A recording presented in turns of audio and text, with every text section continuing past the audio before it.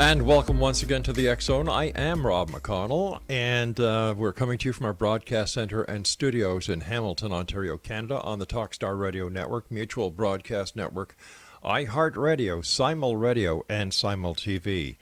If you'd like to check out the programming we have available for you 24/7, 365 on the X Zone Broadcast Network, visit www.xzbn.net.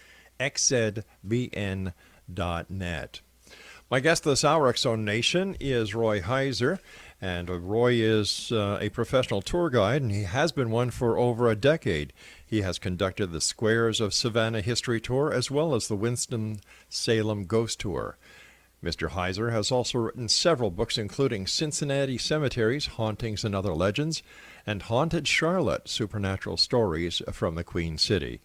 He also has been in several movies, including The Conspirators, Savannah, Crackerjacks, Susie's Hope, and Dog Ears. Joining me now is Roy Heizer. And Roy, welcome to the X Zone. Thank you for having me. How did you get interested in the weird, the bizarre, the paranormal, the living and the dead? Well, I guess I came by it quite naturally. My mother was very in tune to the supernatural. Mm-hmm. She had several supernatural experiences while I was growing up, and those were part of our family lore. My father, meanwhile, was quite the sleuth, quite the detective. He loved a good mystery, and so I guess between those two, I was raised with it. When did you have your first paranormal experience? When I was about 12 years old. Mm-hmm. A very dear childhood friend of mine, my best friend, a guy named Michael, vanished. And he didn't just vanish in the typical sense of the word. He literally vanished along with his family, literally 1 week to the next. I would go and play at his house on a Saturday morning, and then then the next Saturday he would come and play at my house and thus and such. And one Saturday I went to play at his house and everything was fine and no big deal. And then the next Saturday my father took me over to play with him on Saturday at his house, and he was gone and his family was gone.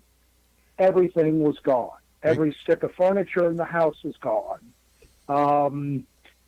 My father, being somewhat of a sleuth or a detective, tried to find him, looked for school records or a forwarding address or a forwarding phone number, and they just simply vanished. When we got to the house, there was no one there.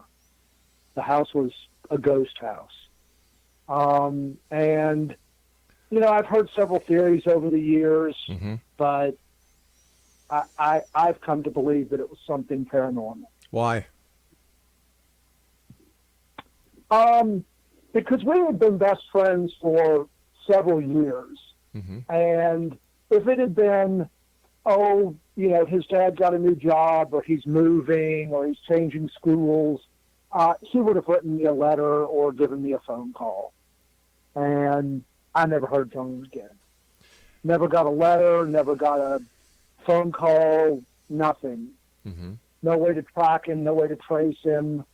Granted, his name was somewhat common, but yeah, I've never been able to find him again.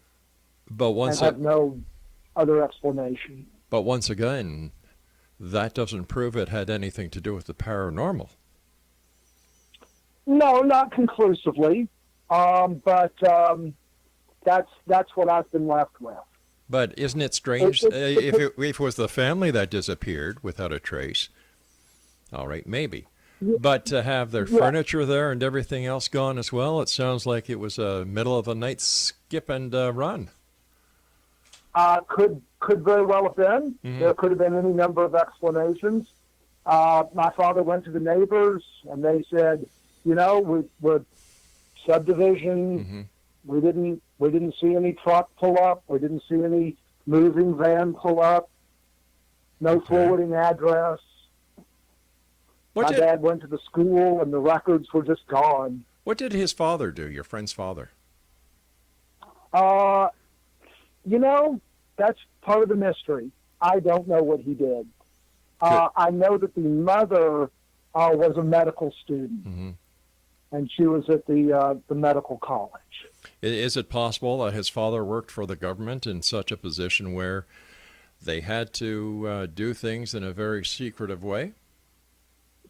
Could have been. You see, I'm an That ex-cop. could be I'm an explanation. ex-police detective. Like, I wasn't a sleuth, I was a real detective. And I'm just trying to understand how there's a tie here to the paranormal where absolutely nothing that you've described in this case can be classified as paranormal. Well, that's part of the mystery. There certainly would be real-world of this earth explanations for it. Mm-hmm. He could have been in the witness protection program. Possibly. Father could have been into drugs Mm-hmm. and needed to get out of town quickly. But I would have thought, given how good of friends we were, that Michael would have at least at some point sent me a letter or a phone call and said, "Hey, this is what's happening." Right. Let me ask you this question: do you believe in ghosts? Yes, Why? I do. Why is that, sir? Because my family Mm-hmm. has those experiences. I've watched my mother go through several paranormal episodes, as you might call it, and she wouldn't have lied to me. And so I feel like that if it happened to her, if she experienced something from the paranormal world, Mm-hmm. then it's entirely possible that it's true. Have you And I've had some weird circumstances myself, just bizarre things, felt someone in a room Mm-hmm. or seen something that didn't otherwise make sense. But have you seen a ghost? I've sensed a ghost. Have I seen Mm-hmm. a full-body apparition? Yeah. No. But I have sensed that someone else was in the room with me, or someone else was around, or something else. I haven't seen a ghost as in a diaphanous figure before me, Mm-hmm. but I believe it exists. What is your definition of a ghost? The presence of someone who has passed on, whether that's Mm-hmm. a physical presence that someone can see, or just a sense that someone gets, a feeling that someone gets, that they describe as coming from or about someone that they've known or seen. Right. I think also you can say that a memory is a ghost. It is a residual after effect of Mm-hmm. someone's involvement in your life. Someone passes on, and maybe you don't see a physical ghost, but when you think about them or you remember them, to me that's a form of an apparition. They are with you. Their spirit, as it might be, is with you. Why do you think some people, when they pass, remain ghosts on this planet, and others seem to go wherever ghosts go? Well, most of us that believe in the paranormal and believe in ghosts would attribute that to someone who died young or died in the middle of their life going on. Mm-hmm. That's why you hear very few stories about ghosts of elderly people. Elderly people have lived a long life. They've lived their full life. They've raised their kids. They've done what they're going to do. Their bodies have grown weak and tired, and they're ready to go on. At some point, they become ready to go on. And so most apparitions, at least that happen historically, happen to younger children or middle-aged people who are in the stream of life, and they're sort of plucked out through circumstances. And so that continuation, that continuity, leaves a ghostly residue. All right, Roy, stand by. You and I have to take our first break. Exonation, Roy Heizer is our special guest.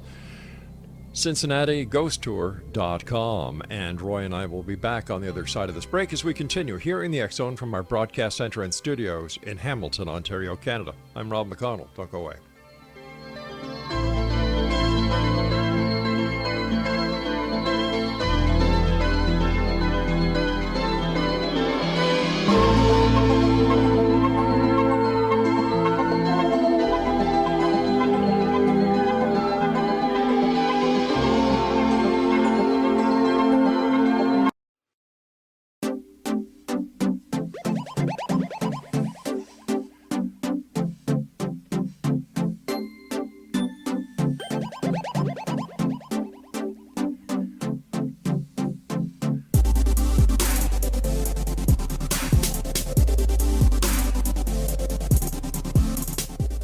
Roy Heizer is our special guest this hour, Exonation, CINCINNATIGhostTour.com.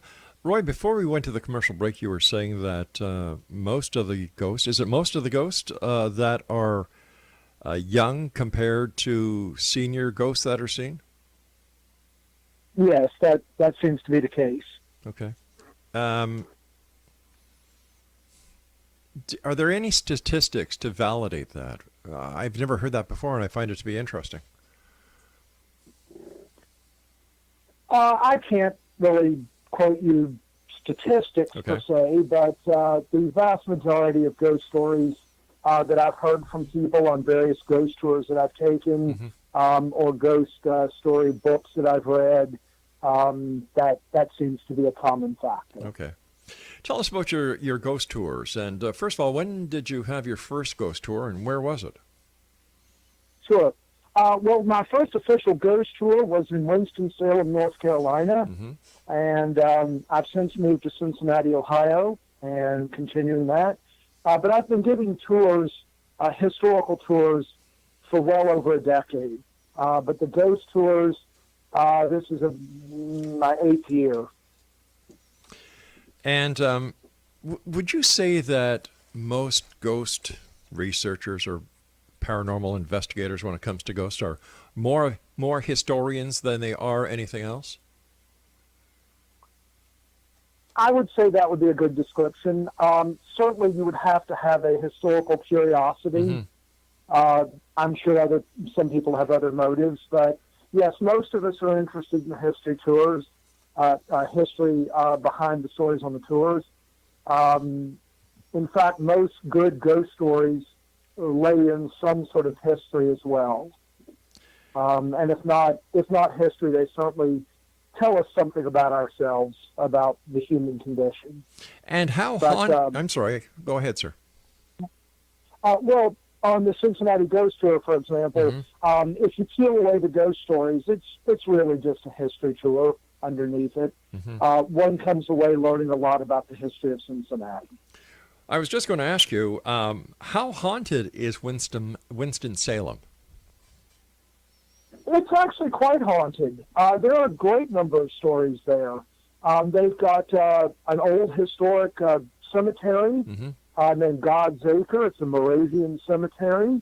It's set up sort of in an unusual manner compared to most cemeteries, according to their religious tradition of the Moravians, and that is definitely an active graveyard. There is Old Salem, which is the old historic part of Winston-Salem, and that's definitely got some ghosts roaming around down there, including Dr. Veerling, who was the original town doctor, who is said to haunt his home and office. Wow. And there's several ghosts over in a neighborhood called the West End. What is your favorite story when you were doing your ghost tour in Salem, Winston-Salem? What was your favorite ghost story that you enjoyed telling the people on your tour more than anyone else? Probably the story of the two boys that were best friends who met a girl or noticed a girl that they liked very much, and she was at the women's college there, and they both caught her eye and began to pursue her, Mm-hmm. and she realized that she could only take one boy's hand in marriage. And so what are two boys in love with the same woman to do in the early 1800s but have a duel? And so they came to the outskirts of Winston-Salem, out into the wooded area, an area known today as the West End, and they had a duel. And one of the boys won, and one of the boys didn't win. And so the boy that didn't win became a ghost, Right. and haunts the place where they had the duel. Mm-hmm. And the other boy spent the remainder of his life feeling guilty about the duel. And then when he passed on years later, he too came back to that place where the duel happened. And so the ghostly spirits of both boys haunt that. It was an old barn, an old brick barn on the outskirts of town, and both boys are known to haunt it. Wow. Now, on these ghost tours that you did in Winston-Salem, as well as the one that you do in Cincinnati, do people ever have an experience that they were just shocked to have? We've had several people that were very surprised. Mm-hmm. We've had people frightened. They've seen things in windows or down an alley, or they've felt something come over their shoulder or a presence of some type, and been startled and been quite frightened. We've had several people scream out loud. We've also had several people take some very interesting photos over the years, not just the usual orbs, but several other types of photos that were shocking. You know, with the digital cameras today, you can look at your photos right away. Yeah. And we've photographed some interesting things. How do you, as a professional tour guide, deal with skepticism on the tour? Well, I really like skeptics. One of my favorite parts of the tour is having someone at the beginning of the tour say to me, you know, I don't really believe any of this. Right. It's all hogwash. Mm-hmm. You know, my wife dragged me along, and I'm just here because she made me come along on the tour. But I'm going to do you the courtesy of paying attention.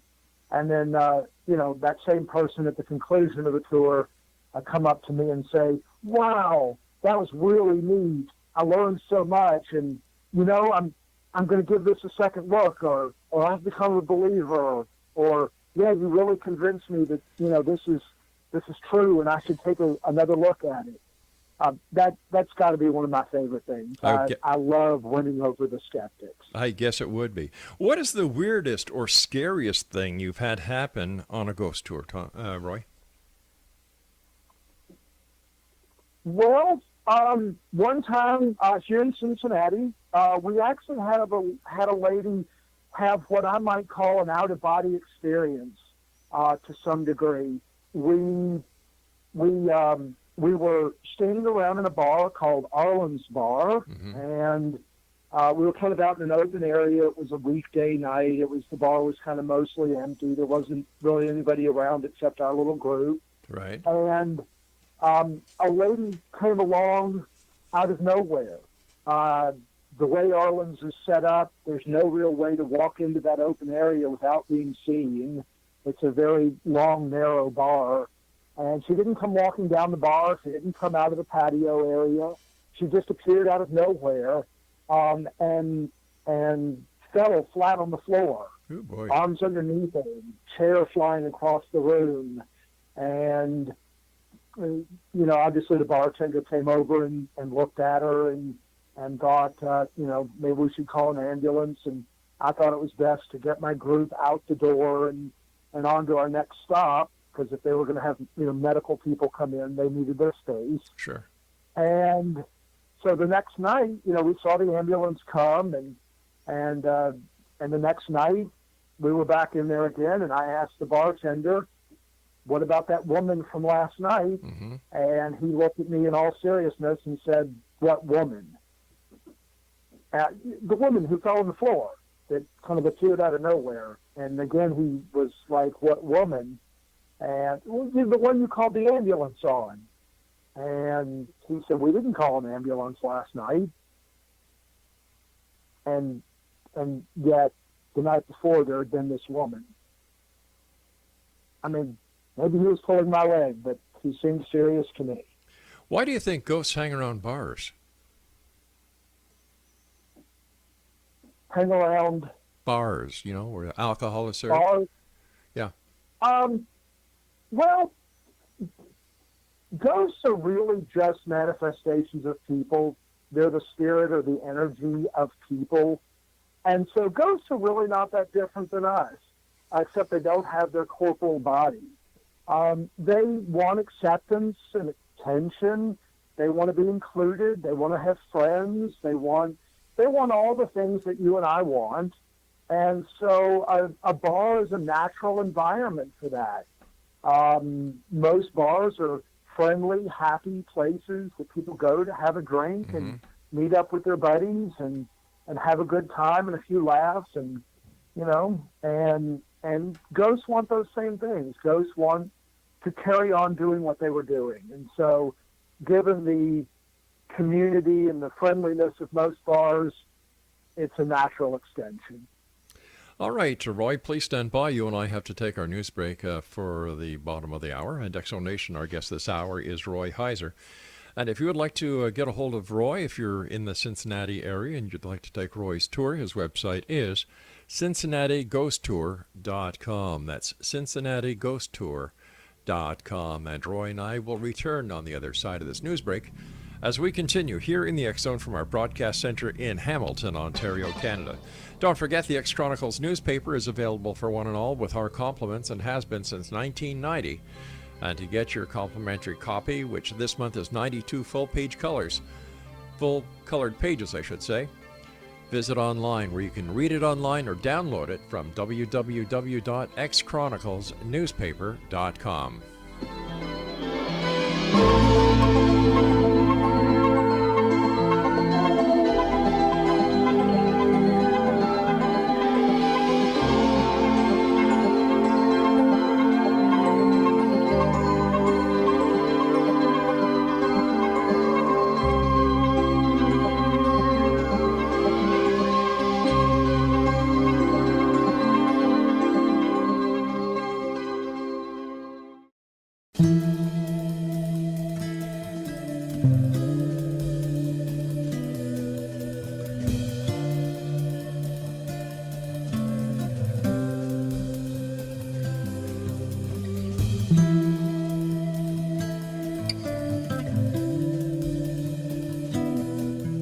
Roy Heizer is our guest. He is the owner and operator of Cincinnati Ghost Tour. Their website, CincinnatiGhostTour.com. Roy, before we went to the news break, we were discussing why a ghost would hang around a bar. And you brought up some very interesting points, like people go to the bar to have a good time. Most bars are friendly places, and ghosts just want to hang around and be happy. But how can they do that if no one can see them and no one can hear them? Well, I think that's why we have the classic ghost story that we have. In most ghost stories, a spirit is attempting to make contact. That's why you get stories about, I felt a cold chill on my shoulder, or I felt someone take my hand, or I saw someone across the room. Those are their attempts, because they don't have a corporal body, to make contact with us, to keep that connection with the broader human spirit going. And so you'll often hear stories of ghosts making sounds or making noises or flicking light switches.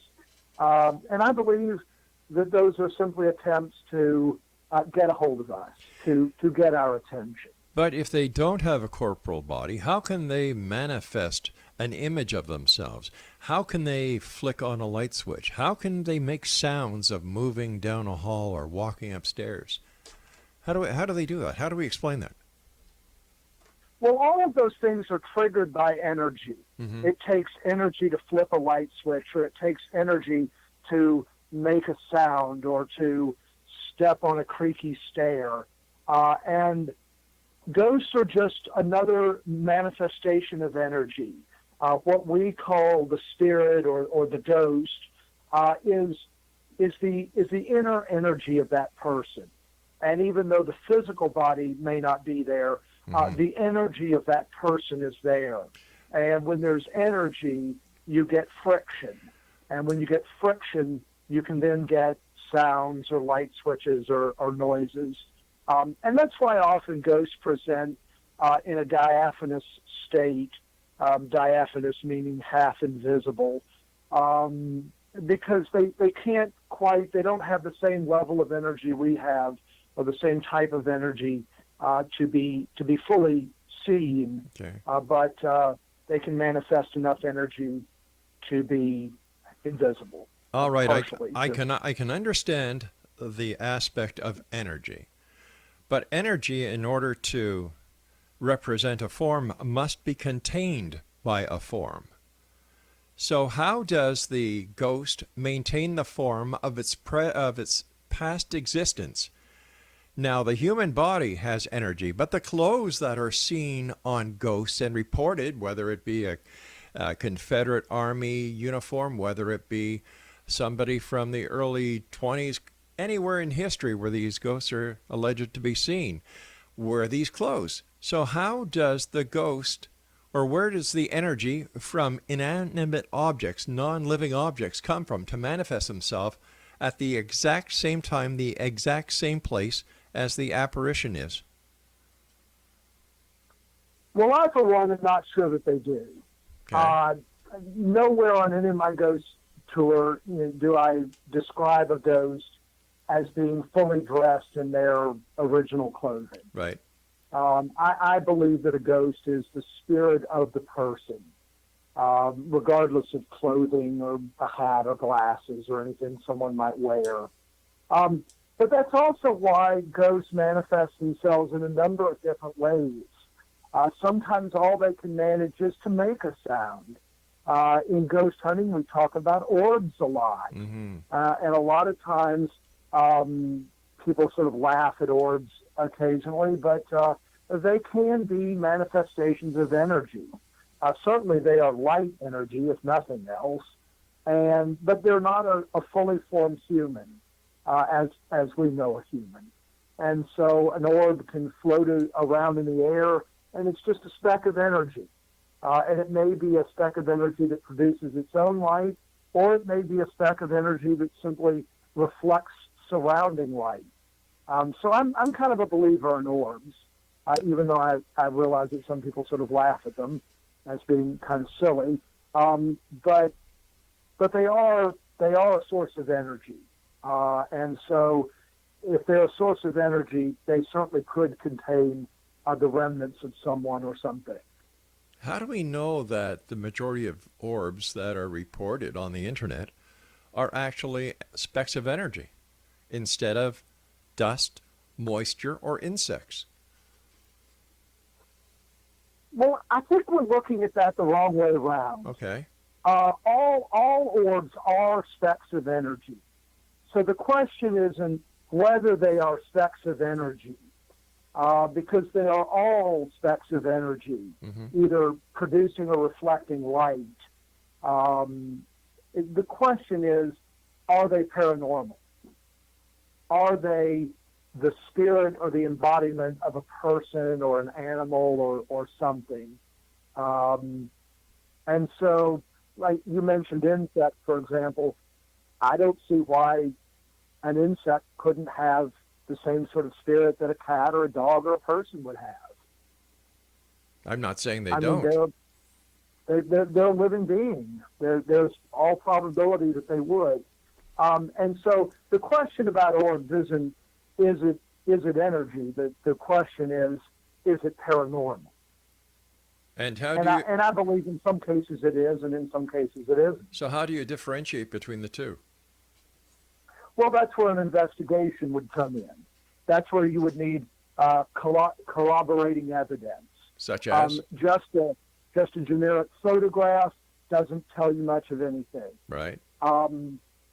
If you, for example, have video and there's an orb in it, and, you know, a car goes by in the distance and their headlights come through your window and poof, you see an orb, that may just be energy. Right. But if there is another piece of evidence to go along with that video that would lead you to believe that that orb is something more, for example, is there any audio associated with that orb?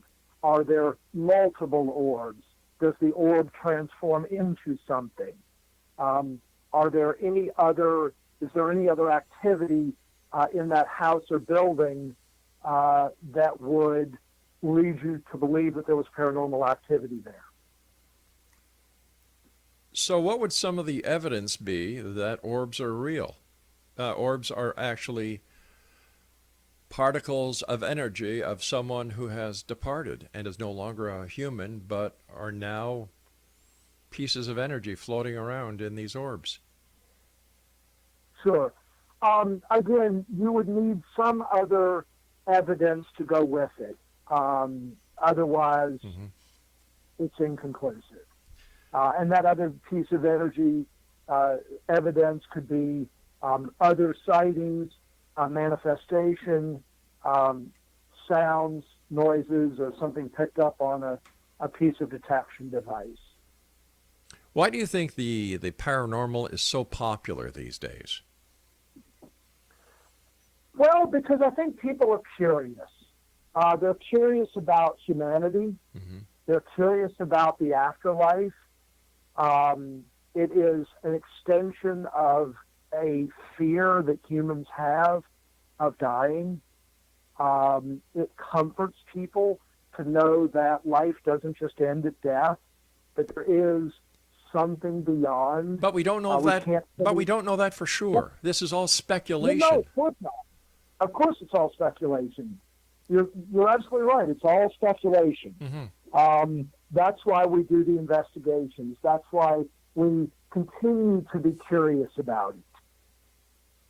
Yeah, but doing an investigation and coming up with something that is inconclusive, what does that tell you?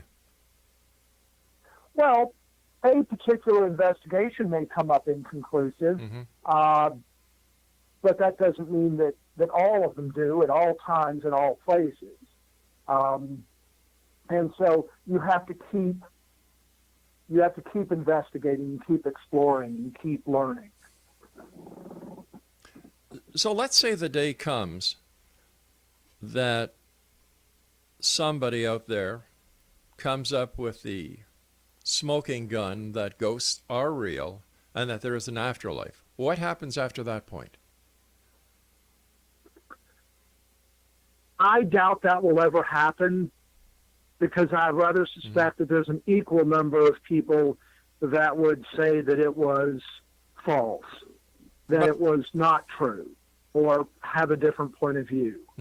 You know, while I believe in ghosts and talk about ghosts being real and explain why I believe in ghosts, there's someone else spending just as much time and energy convincing themselves and others why ghosts are not real. And what is conclusive to one person isn't always conclusive to everyone. I've got about a minute before I have to take my next break. Would you say that the entire concept of the paranormal is based on the belief of the person who's looking into it? Yes. Yes. All right, stand by. A lot of it depends on where you come from. All right, stand by, sir. We have to take our final break. In X Zone Nation, Roy Heizer is our guest this hour. Cincinnati Ghost Tour. Their website is www.CincinnatiGhostTour.com. We'll be back as we wrap up this hour here in the X Zone with yours truly from our broadcast center in Hamilton, Ontario, Canada. Don't forget three websites to check out: www.xzbn.net, www.xchroniclesnewspaper.com, and www.simultv.com.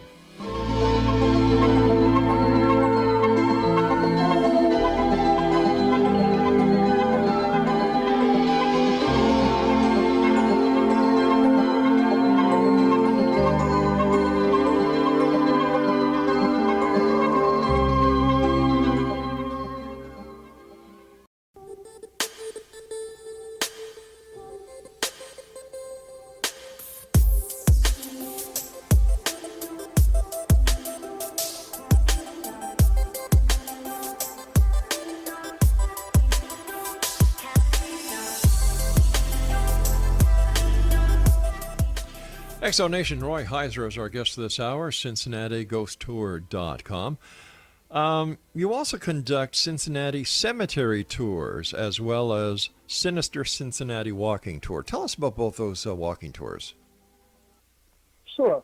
The Cincinnati Cemetery Tour is a stroll through the Wesleyan Cemetery. It is the oldest continuously operating cemetery in Greater Cincinnati. It's not the oldest cemetery, but it's the oldest continuously operating one that's still open for burials. Mm-hmm. It dates to 1842, and that tour is mostly a history tour. We tell a couple of ghost stories along the way, but that tour is mostly about the history of the graveyard itself and the history of several of the people buried in the graveyard. Now, the Sinister Cincinnati tour is sort of a non-paranormal version of the ghost tour, where we tell stories about the 5 serial killers that have plagued Cincinnati. Charles Manson is from Cincinnati, and we talk a bit about him, as well as some other weird things that have gone on in Cincinnati's history that are not necessarily paranormal. Now, during the tour through the cemetery, has anything strange, weird, or bizarre happened to you or your groups? No. Like I said, that's mostly just a history tour. Right. I also conduct that tour during the daytime, so it doesn't have the ambiance of the night like the ghost tour does. But it is a fascinating old graveyard. Okay. What is the funniest thing that has happened to you as tour guide on the paranormal tour or paranormal walk?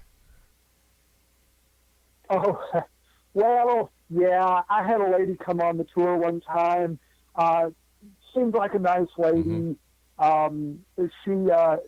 She would listen very closely to a lot of the stories, and several of the stories she sort of pulled the punchline, so to speak, and would sort of guess out loud where the story was going or how it was going to conclude. Right. And so that was sort of different. Most people don't do that. And at the end of the tour, she comes up to me and says, this is a while back when I was just taking cash at the conclusion of each tour for your ticket. She came up and said, I don't have any cash. I can't afford to pay for this. I didn't bring any money with me. And then she started laughing, and she had this really sort of quirky, funny laugh. And, what can you do? You can't have her arrested. You can't run her down the street. Right. You just sort of have to do it on the honor system. And so what I ended up getting paid for that tour from her anyway was a funny story. And we've laughed about that several times over the years, how she sort of boldly came up and proclaimed that she couldn't pay for the tour. But she was funny to have along, and so we got a funny story as payment instead of the usual. How many days of the week do you do your ghost tour? We do the ghost tour every Friday and Saturday in September and October, and then Saturdays the rest of the year. And how many people do you usually take per tour? Well, it varies. In September and October, it can be anywhere from 4 to 40 people. Wow. 40 is sold out. Mm-hmm. And in January and February, it might just be 2 people. Are you the only tour guide on the Cincinnati Ghost Tour? Yes, I'm a one-man show. What are the best qualities for someone listening tonight who thinks that they'd like to become a ghost tour guide in their town or their city, wherever they are? What advice do you have for them? Well, to be a good ghost tour guide, you have to be willing to give up your weekends. I've tried to hire additional guides, and during the interview process, the main issue with people is they don't want to give up their Friday and Saturday nights to go to give a tour. So you really have to love it. You really have to be passionate about it. You have to be a good speaker. You have to be able to talk articulately in front of a crowd, not get too nervous, or you have to be able to tell a story in a fairly straightforward manner. You have to be able to handle people if they're drunk. Hopefully we don't get that very often, but once in a while, I suppose. Or any other instance that comes up, have to be able to handle that. And you have to be entertaining. I've been on ghost tours where the guide just walked around, pointed at the building, and said, somebody died there, and now there's a ghost, and on to the next spot. And you really have to be able to tell a story. How do the members of Cincinnati's general public feel about the ghost tours? Oh, very enthusiastic about it. We get lots of rave reviews. People that call and just ask about the tour. Mm-hmm. Obviously, the people that come on the tour. I suppose there's a few people around Cincinnati that don't like the idea of a ghost tour. They're entitled to that opinion, of course. That's fine, but the vast majority of people think it's great fun. How long is each tour, Roy? 90 minutes. And how many different locations do you visit in 90 minutes? We have 19 different locations on the current tour. Mm-hmm. And what is the distance of the tour? A mile, 2 miles, 3 miles, 4 miles? Little over a mile. So it's basically in the downtown core of Cincinnati? It's in a historic neighborhood called Clifton, Okay. which is part of Cincinnati proper. It's a neighborhood that dates to 1849, Mm-hmm. and so it's got over 160 years of history. Lots of Victorian-era homes. It was a wildly popular area during the Victorian era. What is the history of Cincinnati? Well, it started in 1788, and was started, of course, because of the Ohio River. Mm-hmm. It was a stop along the Ohio River. It's always been an industrial town. One of its nicknames is Porkopolis, which is a nod to the pork packing trade that made many local businessmen originally quite wealthy. But there was also a lot of trading up and down. It was a major stop on the Underground Railroad as slaves escaped the South and moved further north into Ohio and then on into Canada. Mm-hmm. It was a major stop on the Underground Railroad. It's also been a broadcasting epicenter for the Midwest. And let's not forget WKRP. And WKRP, exactly. Yeah, exactly. What are your final thoughts for the members of the X-Zone Nation listening to you around the world tonight, Roy? Well, I just hope that everyone enjoys going to ghost tours and enjoys engaging with that history and those stories, enjoys that, and comes on out and visits us at Cincinnati Ghost Tour. But there's lots of great ghost tours across the country. You can find them all over the place. They are wildly popular across America. And so wherever you are, you can come out and see a ghost tour. I've seen them in both Toronto and Ottawa, and they're great. Where can people get copies of your book? They can get it on Amazon, on the internet, and then they're also at a bookstore chain called Barnes & Noble, and another bookstore chain called Joseph Beth. We've got about a minute and a half left. I'd just like to touch briefly on your media credits: Conspirators, Savannah, Crackerjacks, Susie's Hope, and Dog Years. How did you get into the film industry as well? Well, that really was serendipity. I was living in Savannah, Georgia, doing a history tour, and they literally put an announcement in the newspaper for thin guys with beards. And I'm a thin guy with a beard. And so they hired me to be an extra in that. And so they gave me an outfit to wear, and I got to meet Robert Redford and be in several scenes in the Robert Redford film, The Conspirator. And that was an awesome experience. And so I went on to be in a movie called Savannah with Jim Caviezel. and I was an extra in that. You can see me in several of the scenes in that movie. And then when I moved to Winston-Salem, they were filming the movie Susie's Hope, which is a movie about a dog law, an animal abuse law. And so I was an extra in that. And I've just really enjoyed being an extra over the years.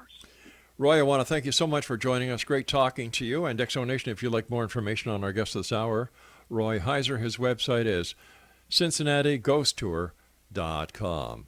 I'll be back on the other side of this news as we continue here in the X Zone from our broadcast center and studios in Hamilton, Ontario, Canada. If you'd like to send me an email, xzone@xzoneradiotv.com. On all social media sites, X Zone Radio TV. And for all the broadcast schedules on the X Zone Broadcast Network, one website, xzbn.net. And for the broadcast schedule of the X Zone TV channel on SimulTV, simultv.com. I'll be back on the other side of this break. My name is Rob McConnell, and this is the X Zone.